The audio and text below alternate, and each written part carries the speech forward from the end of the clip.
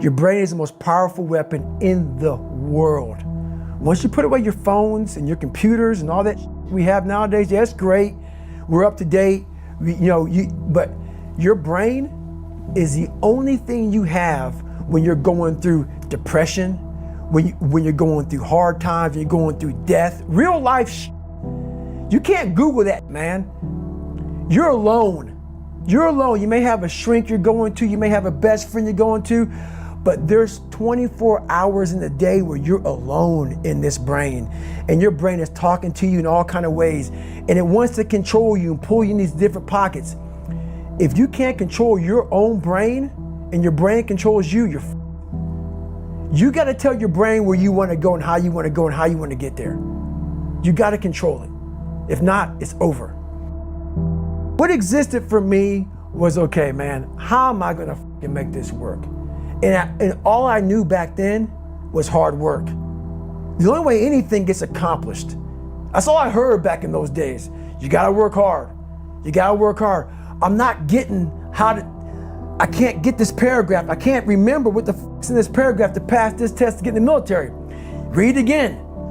Still not getting it. Read again. But if you're not getting it, write it out. And that's how I started learning. Okay, well, I gotta write out everything I do. And then write it out again, and write it out again. And guess what happened?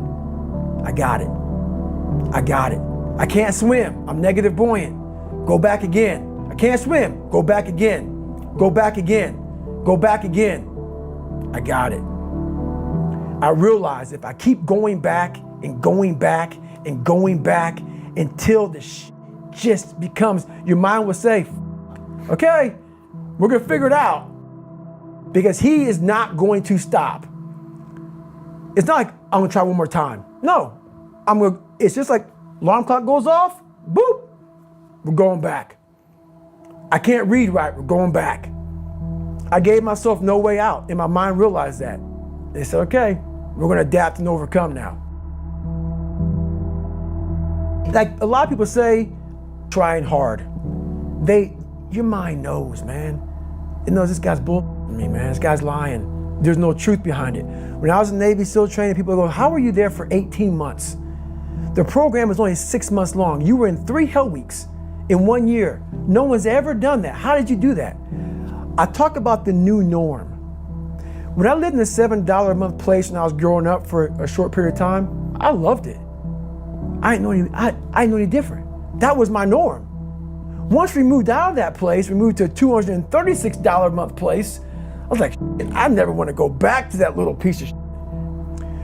But if you go back to that $7 a month place and you realize this is where I live, this is all I got, your mind says, roger that, this is home. So when I was going through Navy SEAL training for 18 months and going back through all the hard parts over and over again, I told myself after the first time, I knew it was gonna be a long journey there. My body was breaking down. It was just how it was going on. I said, you know what? This is my new norm. So my mind said, it's like going to work.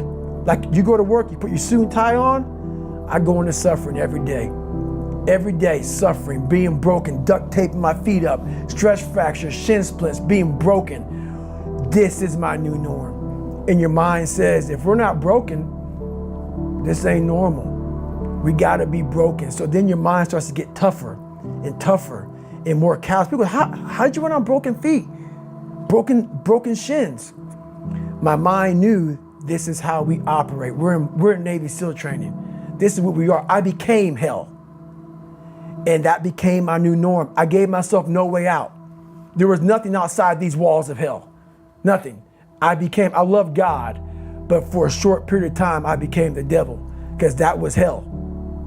I became the boss, the owner, the CEO of Navy SEAL training. That was my mindset. And that's how you get through things. You immerse yourself in wherever it is, and you become that. You become that and give yourself no way out.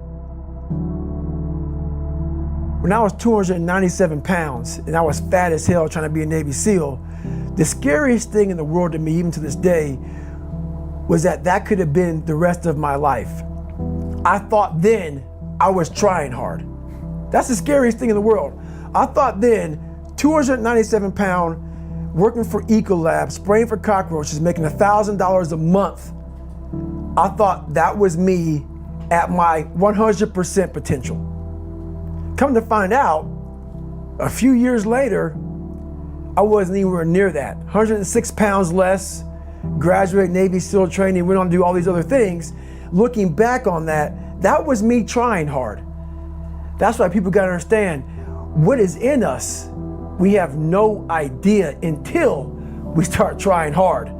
And I mean really trying hard, where you're obsessed with, hey, this is my new norm. My new norm is that, wow, this isn't always fun. It's not always meant to be fun. And that's when you know you're trying hard. People hear my story and think this guy is sadistic. I realized how the brain works. I figured out how the brain works. I'm a scared kid, and that's what gives me so much power. I had no foundation, and I built this off of just researching the mind. The feeling you get is basically invincibility. You realize that you can't do it all the time. When you need to do it, I know I can go to a place that I can live in. And when you know that you can run on broken legs, and you can do certain things that a lot of people can do, but they're not willing to do, this power, this sympathetic nervous system of fight or flight, and you're fighting, it gives you this charge of energy of when you're sitting there at 3:30, 4 o'clock in the morning, and you're duct taping your feet up because they're broken, and you're doing it by yourself, and you're going through arguably one of the hardest training in the world. And these guys, most of them are healthy, and you're going through it broken, and you're already at a disadvantage, but you're still there. You can feed into that and tap into that for a lot of power. But if you look at it, well, I'm broken, man. I'm not gonna make it. But if you look at it as, man, I'm broken and I'm still here, and I'm fighting, and I'm gonna find a way to get through this, because I have no other place to go. It gives you a lot of power. When things start to suck really, really bad, my brain and a lot of people's brain, they don't go to your dad beating you up. Your brain says, we gotta get the out of here. This is miserable. So anger goes away a lot of times when you're suffering, because your brain just says, we gotta run, we gotta go. So that anger is not popping up saying, oh, I'm gonna show them, I'm gonna show those people. No, there has to be a much deeper, when I say deeper, it has to be down to mineral soil. It has to be down to that nice mineral soil where nothing can burn. You can't burn dirt. So it has to be down that low, that literally is something in you that's at the core of your soul. But you don't find it unless you spend a lot of time with what you want to be in life.